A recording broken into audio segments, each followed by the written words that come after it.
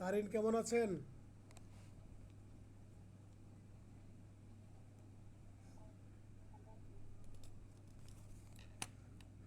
তারিন কি শুনতে পাচ্ছেন?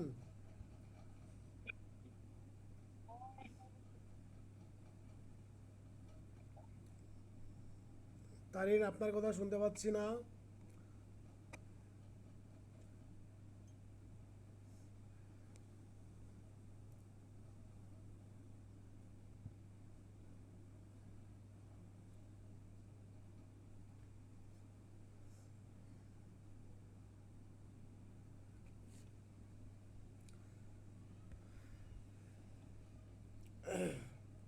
ঠিক আছে, সবাই যারা এখন আসছেন মনোযোগ সহকারে ক্লাস করেন। আর কারো কোনো সমস্যা থাকলে তো প্রশ্ন অবশ্যই করবেন। আচ্ছা, আমি যেখানে ছিলাম, বায়োনেট রেজনেবল ডাফট আর ব্যালেন্স অফ প্রবাবিলিটিস। আপনার ফৌজদারি কার্যবিধির যে মামলা আছে, ক্রিমিনাল যে মামলাগুলো আছে, মামলাতে আপনার এই যে কোনো প্রকার সন্দেহ না রেখা প্রমাণ করতে হয় মামলা। আর দেওয়ানি বা সিভিল যে মামলাগুলো আছে, এই মামলাগুলো আপনার মোর দ্যান 50%, মানে ফৌজদারিতে আপনার 100% শিওর হওয়া লাগবে। আর দেওয়ানি কার্যবিধির যে মামলাগুলো আছে, এই মামলাতে আপনি কি করতে পারবেন, 50%-এর উপরে গিয়ে আপনি প্রমাণ করতে পারবেন। 50%-এর উপরে যদি আপনি শিওর হন, সেক্ষেত্রে আপনি ডিগ্রি প্রদান করতে পারবেন, বা আপনি 50%-এর উপরে গিয়ে আপনি প্রমাণ করতে পারবেন। তাহলে এখন যদি লিখিততে আপনাদের প্রশ্ন আসে, বায়োনেট রেজনেবল ডাফট কাকে বলে, আর ব্যালেন্স অফ প্রবাবিলিটিস কাকে বলে, বার্ডেন অফ প্রুফ কাকে বলে, অনার্স অফ প্রুফ কাকে বলে, এই যে চারটা প্রশ্ন আপনারা পাইলেন, এই চারটাই কিন্তু আপনার লিখিতর জন্য গুরুত্বপূর্ণ। আর এমসিকিউ এর জন্য আপনারা জাস্ট বার্ডেন অফ প্রুফ আর অনার্স অফ প্রুফ এইটুকু আপনারা জাস্ট স্লাইড পরিমাণে মুখস্থ রাখবেন আর বুঝে রাখবেন যে কোনটা কাকে বলে। বার্ডেন অফ প্রুফ বলতে আপনার প্রমাণের দায়ভার যার উপর বর্তাবে, বা যাকে কোনো মামলা প্রমাণ করতে হয়, বা প্রমাণের দায়িত্ব যার উপর বর্তায়, এই বার্ডেন অফ প্রুফটা কখনো পরিবর্তন না, বা পরিবর্তন হয় না। কিন্তু অনার্স অফ প্রুফটা আপনার পরিবর্তনশীল। আপনার বাদী থেকে বিবাদীর উপর, বিবাদী থেকে বাদীর উপর বর্তায়।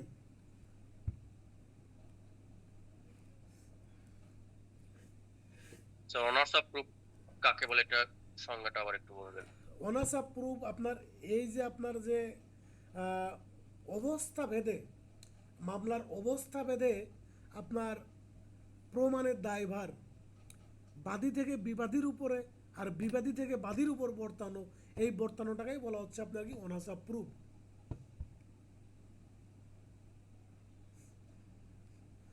বুঝতে পেরেছেন? জি স্যার। দেখেন, আমরা 101 ধারাতে চলে যাব। প্রমাণের দায়িত্ব। যদি কোনো ব্যক্তি আদালতকে কোনো বিষয়ের অস্তিত্ব বিশ্বাস করিয়ে আদালতের রায় কামনা করেন, তাহলে উক্ত ব্যক্তিকেই ঘটনার অস্তিত্ব প্রমাণ করতে হবে। দেখেন, যে আবু যার খুন করেছে, এইটা বলতেছে আপনার লোকমান ভাই। যখন লোকমান ভাই বলতেছে আবু যার খুন করেছে, তখন এইটা প্রমাণের দায়িত্ব লোকমানের উপরেই বর্তাবে। মানে এই লোকমান যখন বলছে যে খুন করেছে আপনার এই নওরিন আর শারমিন খুন করেছে, তার মানে কি লোকমান দাবি করতেছে যে আপনার এরা দুজন খুন করেছে। আর যে দাবি করবে প্রমাণের দায়ভার তার উপরেই বর্তাবে। এইখান থেকে আপনারা শুধুমাত্র, আমি যে একটু আগে বললাম যে একটা লাইন শুধু মনে রাখবেন, যে ব্যক্তি দাবি করে সেই ব্যক্তিকেই কি করতে হয়, প্রমাণ করতে হয়। ঠিক আছে? তাহলে যে ব্যক্তি দাবি করবে প্রমাণ তাকেই করতে হবে।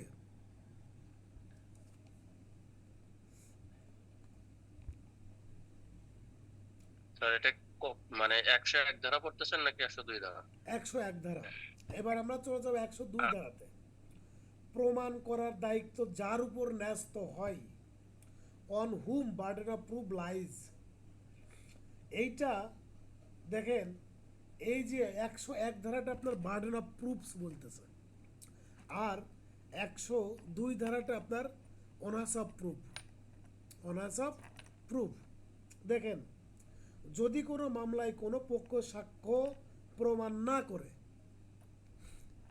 ধরেন যে আপনার বাদী মামলা করছে বিবাদীর বিরুদ্ধে, এখন এই বাদী বিবাদী কোনো পক্ষই আপনার কি করতেছে না, কোনো সাক্ষ্য প্রমাণ দিচ্ছে না। এই সাক্ষ্য প্রমাণ না দেওয়ার কারণে যে পক্ষ আপনার পরাজিত হয়ে যাবে, যে পক্ষ পরাজিত হবে, প্রমাণের দায়ভার তার উপর বর্তাবে, প্রমাণের দায়ভার তার উপর বর্তাবে। তাহলে আমরা এখান থেকে মূল কনসেপ্টটা কি পাইলাম, যে ধরেন যে নওরিন আপু একটা মামলা দায়ের করেছে, কার বিরুদ্ধে করেছে, রুকসানা তারিনের বিরুদ্ধে মামলা করেছে। এখন নওরিনও সাক্ষী দেয় না, এই রুকসানা তারিনও সাক্ষী দেয় না। এখন দুই পক্ষের এক পক্ষও সাক্ষ্য প্রদান করে না। যখন সাক্ষ্য প্রদান করে না, তখন আপনার এই যে ধরেন যে রুকসানা তারিনরা আপনার পরাজিত হয়ে যাচ্ছে, পরাজিত হয়ে এগের বিরুদ্ধে আপনার রায় চলে আসতেছে।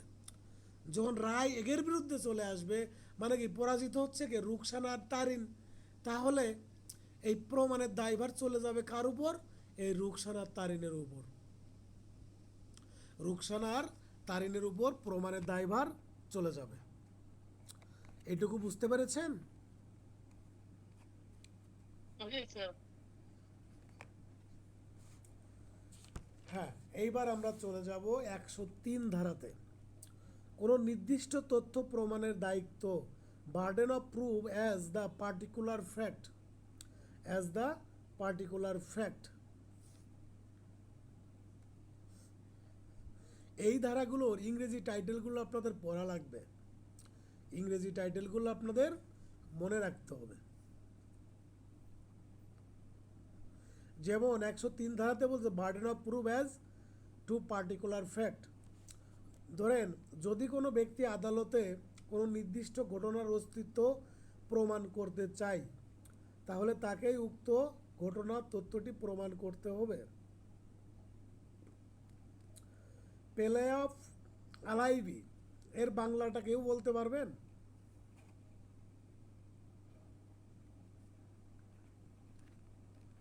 ভাই অন্যত্র থাকা অন্য এক জায়গায় অবস্থান বা করা। অন্যত্র থাকার ওজন।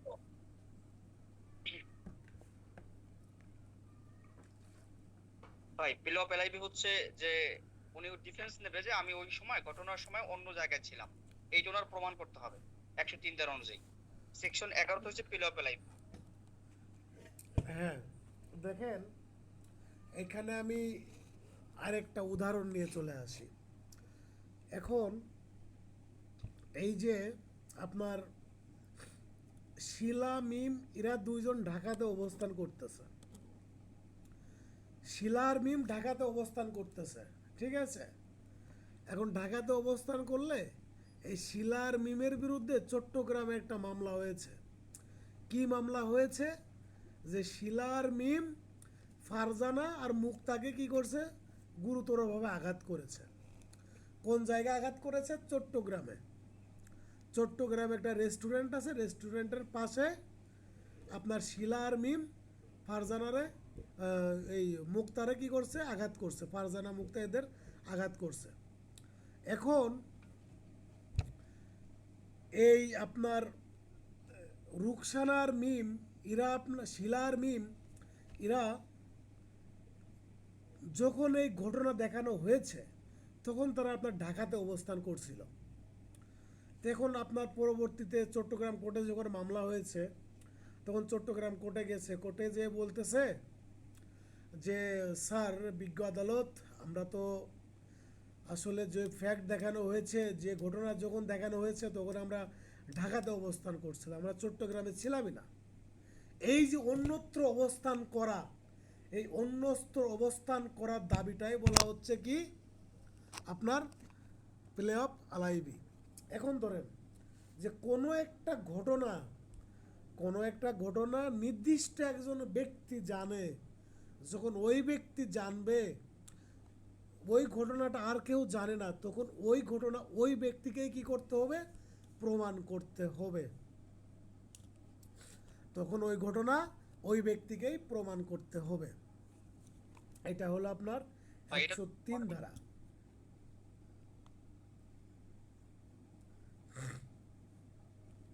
তারপর ধরেন আমি এই 103 ধারাটা আরেকটু ক্লিয়ার হয়ে যাবে যখন আমি 106 ধারা পড়াবো। ঠিক আছে, দেখেন 104 ধারাতে বলতেছে কোনো সাক্ষ্য গ্রহণ করার পূর্বে ঘটনার প্রমাণ, burden of proving fact to be proved to make evidence admissible. কোনো ব্যক্তি কোনো সাক্ষ্যকে গ্রহণযোগ্য করার জন্য যেখানে কোনো ঘটনা প্রমাণ করা আবশ্যক সেখানে উক্ত ব্যক্তিকেই উক্ত ঘটনা প্রমাণ করতে হবে। এখন ধরেন যে কোনো একটা ব্যক্তি আদালতে গিয়ে কোনো একটা সাক্ষ্য আদালতকে বলতেছে যে এই সাক্ষ্যটা সঠিক, এই সাক্ষ্যটা সঠিক, এই সাক্ষ্যতে কোনো ভুল নাই, আপনারা বিজ্ঞ আদালত এই সাক্ষ্যটা আপনি অ্যাডমিট করে নেন। তখন যেই ব্যক্তি দাবি করতেছে যে এই সাক্ষ্যটা সঠিক, তখন তাকেই প্রমাণ করতে হবে যে এই সাক্ষ্যটা অ্যাডমিজিবল হওয়ার যোগ্য কি না বা অ্যাডমিট হওয়ার যোগ্য কি না। তাহলে এই যে কোনো একটা সাক্ষ্য গ্রহণ করার পূর্বে ঘটনার যে আপনার প্রমাণ, এইটা আপনার যে ব্যক্তি চাইবে ওই সাক্ষ্যটা গ্রহণ করা হোক বা এই সাক্ষ্যটা সত্য, যখন যে ব্যক্তি বলবে যে এটা সত্য, এটা গ্রহণ করা হোক, তাকে এটা কি করতে হবে, প্রমাণ করতে হবে যে এটা সত্য ঘটনা, আপনারা অ্যাডমিট করতে পারেন। এই যে আপনার 104 ধারা চলে গেল, আমরা 105 ধারাতে চলে যাব। সাধারণ ব্যতিক্রম প্রমাণের দায়ভার। সাধারণ ব্যতিক্রম আমরা কোথায় পড়েছিলাম একটু বলেন তো? সাধারণ ব্যতিক্রম দণ্ডবিধিতে কোথায় পড়েছিলাম আমরা? ভাই পেনাল কোডে দণ্ডবিধিতে। কত ধারা থেকে কত ধারা? ভাই 76 থেকে 106। 76 থেকে 106। আপনারা সবাই রেসপন্স করবেন, যারা পারেন তারা অবশ্যই কি করবেন, রেসপন্স করবেন। এখন ধরেন যখন যেই ব্যক্তি যে তার ঘটনাটা সাধারণ ব্যতিক্রমের মধ্যে পড়ে এইটা দাবি করবে, যে ব্যক্তি দাবি করবে তাকেই ওই সাধারণ ব্যতিক্রমের মধ্যে পড়ে কিনা এটা তাকে প্রমাণ করতে হবে। এখন ধরেন ক নামের একজন মেয়ে দাবি করলো যে গ নামের একটা ছেলে তাকে আপনার রেপ করার চেষ্টা করেছিল। তখন আমি তাকে কি করেছি, যখন চেষ্টা করেছে তখন তাকে আমি জোরে একটা, আমার কাছে একটা বাড়ি ছিল, একটা ধরেন কোনো একটা লোহার কোনো কিছু ছিল, জোরে বাড়ি মারছে, গ নামের ছেলেটা মারা গেছে। এখন এই ক নামের মেয়েটা নিরুপায় হয়ে সাধারণ ব্যতিক্রমের অন্তর্ভুক্ত হয়ে 100 ধারার অন্তর্গত হয়ে কি করেছে, আপনার ওই গ নামের ছেলেটাকে আঘাত করেছে এবং সে মারা গেছে। এখন এই ক নামের মেয়েটাকেই প্রমাণ করতে হবে যে তার এই কার্যটা সাধারণ ব্যতিক্রমের মধ্যে পড়ে। ঠিক আছে, এই যে আপনার এই 76 থেকে 106 ধারা দণ্ডবিধির, এই 76 থেকে 106 ধারার মধ্যে যে আপনার আছে সাধারণ ব্যতিক্রমগুলো আছে, এই সাধারণ ব্যতিক্রম প্রত্যেকটা ধারায় আপনার প্রমাণের ক্ষেত্রে এই সাক্ষ্য আইনের 105 ধারা অ্যাপ্লাইড হবে। ঠিক আছে, যখনই আপনারা এই সাধারণ ব্যতিক্রমের রিলেটেড কোনো লিখিত প্রশ্নের উত্তর করবেন, যখন লিখিত প্রশ্নের উত্তর করবেন তখন এই 105 ধারাকে আপনাদের কি করতে হবে, রেফারেন্স হিসাবে ব্যবহার করতে হবে যে এই ব্যক্তি সাধারণ ব্যতিক্রমের মধ্যে পড়বে কি না, আর এটা প্রমাণ করতে হবে কার। তখন আপনারা এই সাক্ষ্য আইনের 105 ধারা নিয়ে আসা কি করবেন, রেফারেন্স দিবেন। আশা করি বুঝতে পেরেছেন। আমরা 106 ধারাতে চলে যাচ্ছি। কোনো ঘটনা যখন বিশেষ ব্যক্তির জানা থাকে, কোনো ঘটনা যখন বিশেষ ব্যক্তির জানা থাকে, যেমন ধরেন আহ, আসলে আমার উদাহরণগুলো এই হত্যা খুন মার্ডার টার্ডার নিয়েই হয়ে থাকে, ঠিক আছে? এই জন্য আসলে কার টেনে উদাহরণ দিব, কে কখন মাইন্ড করবে। ধরেন রহিম রহিম আর তার স্ত্রী জরিনা দুইজন আপনার একটা ঘরে বসবাস করে, ঠিক আছে? রহিম আর জরিনা তারা আপনার কি করে এক ঘরে বসবাস করে, তা এখন রাতে রান্না করতেছে। রাতে রান্না করলে মানে ওই বাসাতে আর কেউ থাকে না, রহিম থাকে আর তার ওয়াইফ জরিনা থাকে। তা যখন এই যে রহিম আর জরিনা দুইজন আপনার একই বাসায় একই রুমের মধ্যে অবস্থান করতেছে, তা অবস্থানকালে আপনার রহিম বেলকনিতে বসে চা খাচ্ছে আর তার ওয়াইফ আপনার রান্নাঘরে রান্না করতেছে গ্যাসের চুলায়। তৎমধ্যেই আপনার যে গ্যাস ছিল না, গ্যাসের যে সিলিন্ডার ছিল, সিলিন্ডারটা কি হয়েছে, বাস্ট হয়ে গেছে বা গ্যাস লিক হয়েছে, পরে আগুন ধরে গেছে। আগুন ধরে এই রহিমের স্ত্রী জরিনা উনি মারা গেছে। এখন ওই বাসার মধ্যে আর তো কেউ নাই, আছে হাজব্যান্ড আর ওয়াইফ, রহিম আর তার ওয়াইফ জরিনা। এখন ওই জরিনার মা বাপ বলতেছে যে আমার মেয়েকে রহিম ইচ্ছাকৃতভাবে মেরে ফেলাতেছে। এখন রহিমের বিরুদ্ধে করে দিছে মামলা। যখন মামলা করে দিছে তখন আসলে তো রহিমের তো আর নিস্তার নাই। দেখুন এই যে যখন মামলা করছে, এই যে পার্টিকুলার ফ্যাক্ট, রহিম তখন দাবি করতেছে যে না আমি ওকে মারি নাই, আসলে এটা দুর্ঘটনাবশত গ্যাস সিলিন্ডার গ্যাস আপনার লিক হয়ে আপনার আগুন ধরে যায় এবং রহিমা কি হয়, মারা যায়, ঠিক আছে? রহিমা আপনার কি হয়, এই যে করিমের যে ওয়াইফ ছিল রহিমা, উনি কি হয়, মারা যায় গ্যাস সিলিন্ডার বাস্ট হয়ে, এটা দাবি করতেছে রহিম। এক্ষেত্রে এই যে ঘটনাটা, এখানে কিন্তু আর কেউ নাই, ওই বাসায় ছিলই মাত্র দুইজন ব্যক্তি, একটা ছিল রহিম আর একটা তার ওয়াইফ জরিনা, সরি রহিমা। তো যখন এই রহিমা আর রহিম দুজন ছিল বাসায়, তখন এই যে আপনার গ্যাস সিলিন্ডার বাস্ট হয়ে মারা গেছে, এইটা আপনার প্রমাণের দায়ভার চলে যাবে কার উপর, রহিমের উপর।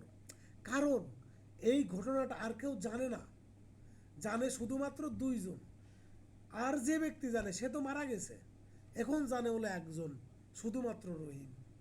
তাহলে এইটা যে আপনার বিশেষ একটা ঘটনার অন্তর্গত, এই বিশেষ ঘটনাটা তাকেই প্রমাণ করতে হবে যে ব্যক্তি দাবি করে যে এটা একটা বিশেষ ঘটনার অন্তর্গত। যেমন যে অ্যাক্সিডেন্ট করে ঘরের মধ্যে মারা গেছে, ওই ঘরের মধ্যে আর কেউ ছিল না, যে উদাহরণটা দিলাম আমি।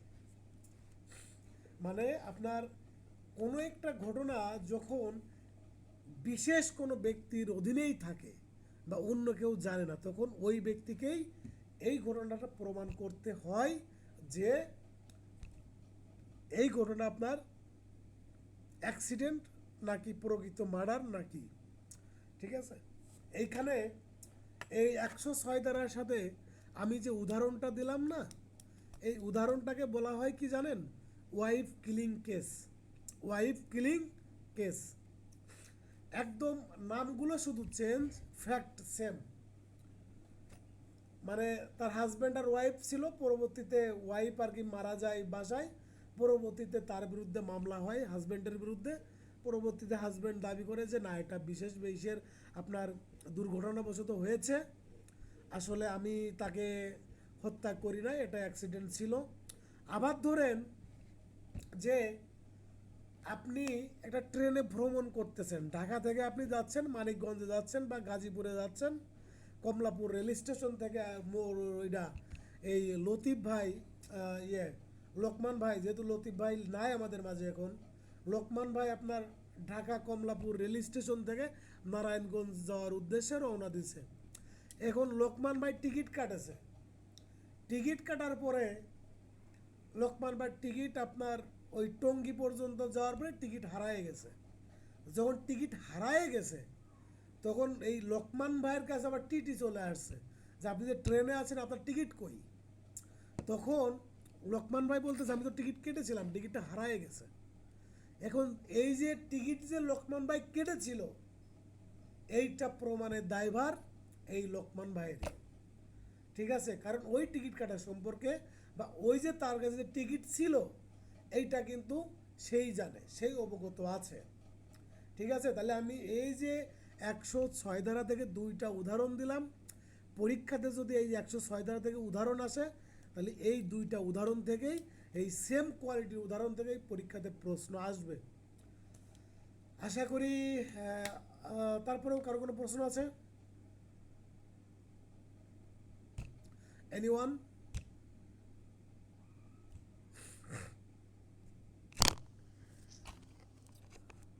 এইবার চলে যান 107 ধারাতে। 20 বছর ধরে জীবিত ব্যক্তির ক্ষেত্রে প্রমাণের দায়িত্ব। 30 বছর ধরে জীবিত ব্যক্তির ক্ষেত্রে প্রমাণের দায়িত্ব।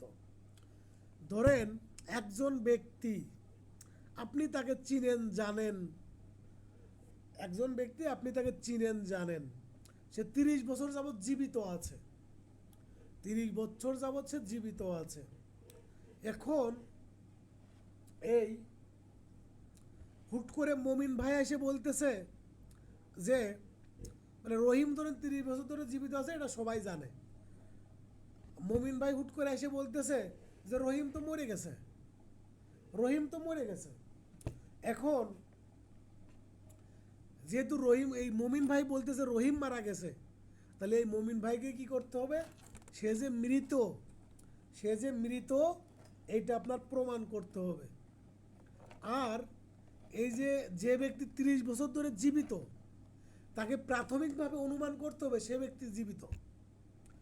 যেই ব্যক্তি 30 বছর ধরে জীবিত ছিল সেই ব্যক্তিকে প্রাথমিকভাবে অনুমান করতে হবে যে ওই ব্যক্তি জীবিতই আছে।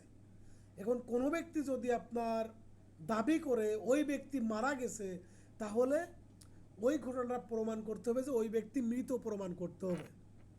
তাহলে তাকে আর জীবিত প্রমাণ করার কোনো দরকার নাই, প্রমাণ করতে হবে মৃত। আর জীবিত আছে এটা অনুমান করতে হবে। তাহলে 107 ধারাতে আপনারা কি পাচ্ছেন? যে যে ব্যক্তি 30 বছর যাবৎ জীবিত আছে সেই ব্যক্তির ক্ষেত্রে অনুমান হবে জীবিত, আর প্রমাণ করতে হবে যে ওই ব্যক্তি মরে গেছে। ক্লিয়ার হয়েছেন? জি স্যার ক্লিয়ার, কিন্তু যখন কারো বয়স মনে করেন 25, সে 25 বছর ধরে জীবিত আছে, তখন তার ক্ষেত্রে যদি বলে তার যে ওই ক্ষেত্রে ব্যক্তি এটা মৃত, হবে না, এটা তার কোডিফাইড ক্ষেত্রে ল, কি? এটা কোডিফাইড ল। এই ক্ষেত্রে তার ক্ষেত্রে আপনার এই রুলটা অ্যাপ্লাইড হবে না, কারণ এখানে বয়স, হ্যাঁ, তাকে মৃত অনুমান করবে, তাকে মৃত অনুমান এই করবে ক্ষেত্রে তাহলে আইন স্যার। কোনো কিছু বলে নাই। যেহেতু বলে নাই সেহেতু আমরা ওইটার দিকে আর যাবো না, আগাবো না। ঠিক আছে, এখন কি অনুমান করবেন বা ই করবেন আমরা পরবর্তী ধারাতে যাচ্ছি। তারপরে যে আমরা আরেকটা জিনিস পাবো ইন্টারেস্টিং, তারপরে যদি আপনি কিছুটা ক্লিয়ার হন। যেহেতু 25 বছর সম্পর্কে বলা নাই, এই 30 বছর পর্যন্ত কোডিফাইড করা আছে, সেহেতু আমাকে 30 বছর পর্যন্ত ধরে আমাদের কি করতে হবে? আমাদের প্রবলেম সলভ করতে হবে। তবে যেহেতু 25 বছর সম্পর্কে বলা নাই, সেহেতু আমরা 25 বছর সম্পর্কে আপাতত কোনো অনুমান না করি। তবে আপনি যেটা বলেছেন 25 বছর হলেও সাধারণত আপনার তার ডিসক্রিশনারি পাওয়ার অনুযায়ী, বিচারকের ডিসক্রিশনারি পাওয়ার অনুযায়ী জীবিতই অনুমান করবে। ঠিক আছে, হ্যাঁ। এইবার দেখেন 7 বছর ধরে কোনো ব্যক্তি নিখোঁজ আছে, 7 বছর ধরে কোনো ব্যক্তি নিখোঁজ, আমাদের মাঝে লতিফ ভাই নেই। ঠিক আছে, তাহলে আমরা এখন কি করব? যে 7 বছর ধরে ধরেন যে লতিফ ভাই নিখোঁজ, তার কোনো খোঁজ খবর নেই। কতদিন খোঁজ খবর নেই? 7 বছর। এই 5 আর 2 7 বছর ধরে লতিফ ভাইয়ের কোনো খোঁজ খবর নেই। যখন কোনো ব্যক্তির 7 বছর ধরে কোনো খোঁজ খবর থাকবে না, নিখোঁজ থাকবে, তখন তাকে আমরা অনুমান করে নেব যে ওই ব্যক্তি মারা গেছে, ওই ব্যক্তি মারা গেছে। তাহলে আপনাদের কোডিফাইডটা কি হচ্ছে? কত বছর হচ্ছে? 7 বছর। তাহলে দেখেন 7 বছর যদি কোনো ব্যক্তি নিখোঁজ থাকে, তাহলে আমরা অনুমান করব কি? বলেন তো কেউ? মৃত। ওই ব্যক্তি মারা গেছে। অনেকে আছে না যে আমাদের বাড়ির পাশে একজন লোক ছিল, ওনার একটা ছেলে ছিল, তো ওনার ছেলেটা হয়তো 7 বছর বা 8 বছর বয়সে থাকতে সে আসলে তারপর থেকে সে কোথায় আছে কি আছে সেই আন্টি আর জানে না, আর জানতেও পারে নাই। যখন 7 বছর বয়স ছিল তখন থেকে সে নিখোঁজ হয়ে গেছে, কিন্তু এখন আপনার 30 বছর আপ হয়ে গেছে। তাহলে নিখোঁজের সময়কাল যখন 7 বছর আপ হবে, তখন অনুমান করে নিতে হবে যে সেই ব্যক্তি মারা গেছে। আর 7 বছর পরে যে যদি কোনো ব্যক্তি দাবি করে যে ওই ব্যক্তি জীবিত আছে, সেই ব্যক্তি মারা যায়নি, যে ব্যক্তি দাবি করবে যে ওই ব্যক্তি মারা যায়নি, তাকেই প্রমাণ করতে হবে যে ওই ব্যক্তি জীবিত আছে। তাহলে এখানে প্রমাণ করতে হবে কি বলেন তো, দেখি কে বলতে পারেন? জীবিত আছে, ওই প্রমাণ ব্যক্তি যে করতে জীবিত হবে আছে কি? এটা তাকেই, ওই অনুমান লোকটা বেঁচে আছে এটা তাকেই প্রমাণ করতে হবে অনুমান করতে হবে কি? সে মারা গেছে। তাহলে যে যে অনুমান করতে 7 হবে সে বছর মারা নিখোঁজ, গেছে, সে মারা গেছে। আর প্রমাণ করতে হবে যে সে জীবিত আছে। আর 7 ধারাতে আমরা দেখলাম যে অনুমান করতে হবে জীবিত আছে, আর প্রমাণ করতে হবে যে মারা গেছে। মারা গেছে। ঠিক আছে, বুঝতে পেরেছেন?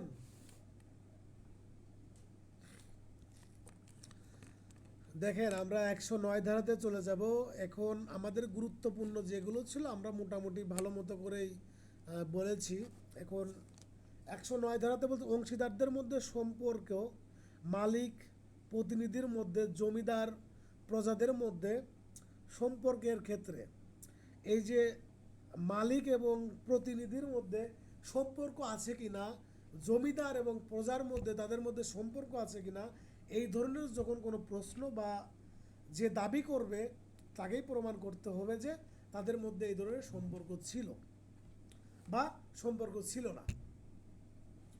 তারপরে 110 ধারাতে চলে যান। মালিকানা প্রমাণের দায়িত্ব। মালিকানা, burden of proof as to ownership. যখন কোনো ব্যক্তি কোনো বিষয়ের কোনো জিনিসের মালিকানা দাবি করবে, তখন তাকেই ওইটা প্রমাণ করতে হবে। একদম 9 ধারা, 10 ধারা, 11 ধারা একদম সেম, শুধু একটা মাত্র কথা, যে দাবি করবে তাকেই প্রমাণ করতে হবে। আর শুধুমাত্র আপনারা টাইটেলটা মনে রাখবেন। লেনদেনের ক্ষেত্রে সরল বিশ্বাসের প্রশ্ন উঠলে দেখেন, প্রুভ অফ গুড ফেইথ, মানে গুড ফেইথ প্রমাণ করতে হবে। যদি লেনদেন সংক্রান্ত কোনো বিষয়ে সরল বিশ্বাসের প্রশ্ন উত্থাপিত হয়, তাহলে যে ব্যক্তি সক্রিয় আস্থার অবস্থানে আছেন উক্ত ব্যক্তিকেই সরল বিশ্বাসের বিষয়টি প্রমাণ করতে হবে। যেমন ধরেন পিতা ও পুত্রের ক্ষেত্রে আপনার সরল বিশ্বাস। এখানে একটা উদাহরণ আছে, উদাহরণটা আপনারা একটু দেখে নেবেন। এবার চলে যাব আমরা গুরুত্বপূর্ণ একটা ধারাতে, সেটা হলো আপনার 112 ধারা। বিবাহ বলবৎ থাকা অবস্থায় সন্তানের জন্মের বৈধতা। বিবাহ বলবৎ থাকা অবস্থায় সন্তানের জন্মের বৈধতা। আপনারা তো এটা জানেন যে যেখানে বৈধ বিবাহ নাই সেখানে কোনো বৈধ সন্তান জন্ম নিতে পারে না। যেখানে কোনো বৈধ বিবাহ নাই, যাদের মধ্যে বৈধ কোনো স্বামী স্ত্রীর সম্পর্ক নাই, তাদের যদি কোনো সন্তান হয় তাহলে সেই সন্তানটা হবে জারজ সন্তান, সেই সন্তানটা কোনো বৈধ সন্তান হবে না। ঠিক আছে, শুনতে খারাপ শোনাইলেও এটাই মুসলিম আইনের বিধান। এখন যাদের মধ্যে কোনো আপনার বৈধ সম্পর্ক নাই, বৈধ স্বামী স্ত্রীর সম্পর্ক নাই বা স্বামী স্ত্রী না, তাদের যদি কোনো সন্তান হয় তাহলে সেই সন্তানটা হবে আপনার জারজ সন্তান, কোনো বৈধ সন্তান না। এই জন্য যে তাহলে দেখেন এই যে বিবাহের বৈধতা, এই বিবাহের বৈধতাটা খুবই গুরুত্বপূর্ণ একটা প্রশ্ন, যে তাদের মধ্যে বৈধ কোনো বৈবাহিক সম্পর্ক ছিল কি না। কারণ এইটার উপর ডিপেন্ড করতেছে সন্তানটা বৈধ নাকি জারজ সন্তান। যখন বৈধ সন্তান হবে তখন ওই সন্তান বাপ মার সম্পত্তির মালিকানা উত্তরাধিকার হবে।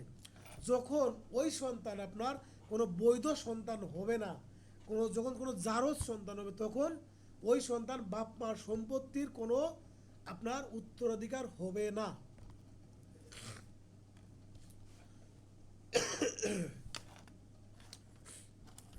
তার মায়েরও সম্পত্তির হবে না? নো, বৈধ বিবাহ বলবৎ থাকা অবস্থায় বা বিবাহ বিচ্ছেদের 280 দিনের মধ্যে, তাহলে কি দাঁড়াইলো যে বৈধ বিবাহ বলবৎ থাকা অবস্থায় এবং বিবাহ বিচ্ছেদের 280 দিনের মধ্যে যদি কোনো সন্তান প্রসব হয়, মানে কোনো সন্তান জন্মগ্রহণ করে, তাহলে ওই সন্তানটা বৈধ সন্তান বলে গণ্য হইবে। তাহলে এখানে দুইটা জিনিস পাইলাম আমরা, একটা হলো যে বৈধ বিবাহ থাকবে, আর 280 দিনের বিবাহ বিচ্ছেদের মানে তালাকের পরে 280 দিনের মধ্যে, তালাকের পরে 280 দিনের মধ্যে সন্তান জন্ম নিতে হবে। যদি এই তালাকের পরে 280 দিনের মধ্যে সন্তান যদি জন্মগ্রহণ করে বা জন্ম নেয়, তাহলে ওই সন্তানটা কি হবে? বৈধ হবে। তাহলে এখানে পয়েন্ট কয়টা হচ্ছে আপনাদের? দুইটা পয়েন্ট হচ্ছে, একটা হলো বৈধ বিবাহ বলবৎ থাকা, আরেকটা আপনাদের 280 দিন। 200 বিবাহ বিচ্ছেদ বা তালাকের পরে আপনাদের 280 দিনের মধ্যে 280 দিন। সন্তান জন্মগ্রহণ করা। এই দুইটা জিনিস যদি আপনার ফুলফিল হয়, এই দুইটা শর্ত, তাহলে সেই সন্তান বৈধ হবে, বাকিগুলো ক্ষেত্রে আপনার বৈধ হবে না।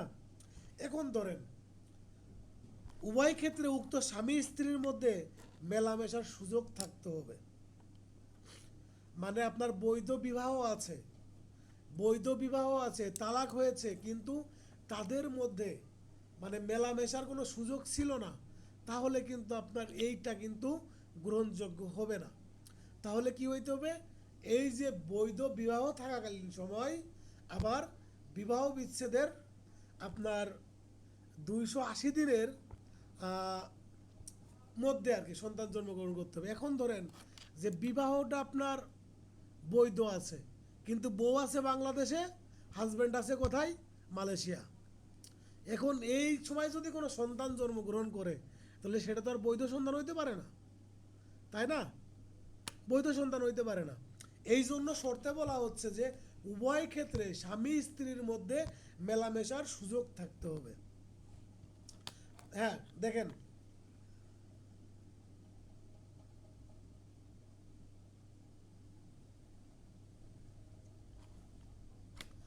আরেকটা জিনিস দেখেন, ধরেন যে ক নামের একটা ছেলের সাথে গ নামের একটা মেয়ের বিয়ে হইল। আজকে কয় তারিখ? 17 তারিখ, 17/8। এই 17/8-এ আপনার ক নামের এক ছেলের সাথে গ নামের একটা মেয়ের বিয়ে হয়েছে।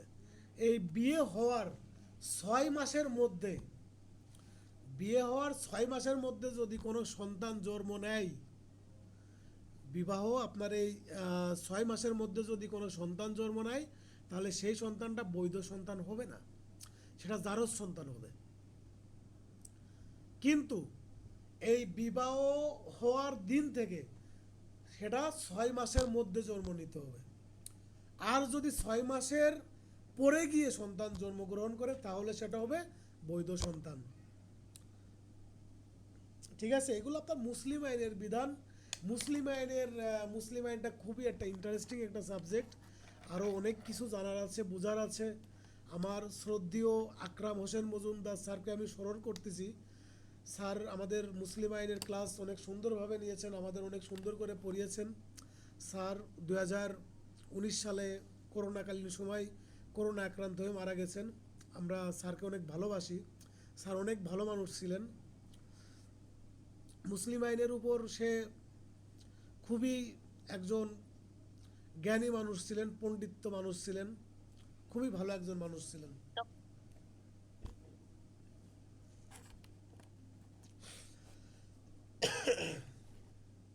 এখন দেখেন এই যে 112 ধারা আমি আপনাদের পড়াইলাম, সাক্ষ্য আইনের 2টা ধারা পড়াইলাম, 2টা ধারা 41 ধারা আর 12 ধারা।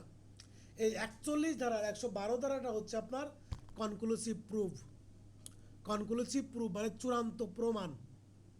কিন্তু এই 112 ধারাটা আপনার খণ্ডনযোগ্য, রেপুটেবল, রেপুটেবল প্রিজাম্পশন। এখন ধরেন খণ্ডনযোগ্য বলতে বোঝাচ্ছে যে এটা আপনার চূড়ান্ত প্রমাণ, তবে সাক্ষ্য প্রমাণ দ্বারা এই ঘটনা সত্য কি মিথ্যা এই ক্ষেত্রে সাক্ষ্য প্রমাণ দেওয়া যাবে। আর যেটা ইররিফুটেবল সেটাতে আপনার কোনো সাক্ষ্য প্রমাণ প্রদান করা যায় না, সেটাতে কোনো সাক্ষ্য প্রমাণ প্রদান করা যায় না। যেমন 41 ধারাতে আপনারা কোনো সাক্ষ্য প্রদান করতে পারবেন না, কোনো সাক্ষ্য দিতে পারবেন না। ঠিক আছে?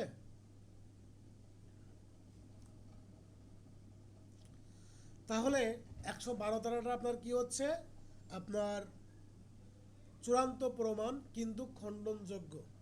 খণ্ডনযোগ্য বলতে বোঝাচ্ছে এখানে আপনারা সাক্ষ্য প্রমাণ দ্বারা এই ঘটনা সত্য কি মিথ্যা এটা আপনারা বের করতে পারবেন। এই সাক্ষ্য দেওয়ার বিধান থাকাকেই বলা হয় আপনার খণ্ডনযোগ্যতা। ঠিক আছে? এই 12 ধারা নিয়ে কারো কোনো প্রশ্ন আছে? কেউ কি আছেন? আমাকে প্রশ্ন করবেন। মানে 112 ধারা নিয়ে। খণ্ডনযোগ্য হলে তাহলে সেটা ওই যে শ্যাল প্রিজাম্পশন হয়ে যায় না? হ্যাঁ, এটা আইনগত অনুমান হবে, এটা শ্যাল প্রিজাম্পশন হবে এবং এটা আইনগত অনুমান হবে। সরি, শ্যাল প্রিজাম্পশন না, এটা কনক্লুসিভ প্রুফ। ঠিক আছে? কিন্তু খণ্ডনযোগ্য। কনক্লুসিভ প্রুফ কিন্তু খণ্ডনযোগ্য। এই সাক্ষ্য আইনে দুইটা ধারা আছে আপনার কনক্লুসিভ প্রুফ, একটা আপনার 41 ধারা আর একটা 112 ধারা। এই 141 ধারাটা আপনার খণ্ডনযোগ্য না, কিন্তু 112 ধারাটা খণ্ডনযোগ্য। এটা শ্যাল প্রিজাম্পশন না, এটা কনক্লুসিভ প্রুফ, চূড়ান্ত প্রমাণ কিন্তু খণ্ডনযোগ্য। ঠিক আছে? আইনের প্রত্যেকটা আইনেরই ব্যতিক্রম আছে, এমন কোনো আইন বাংলাদেশে নাই যে আইনের কোনো ব্যতিক্রম নাই। ঠিক আছে? আচ্ছা, আমাদের সেশনটা এখনই শেষ হয়ে যাচ্ছে। আমি আপনাদের লিঙ্ক দিব, আপনারা এক্ষুনি আমার দ্রুত চলে আসবেন। ঠিক আছে?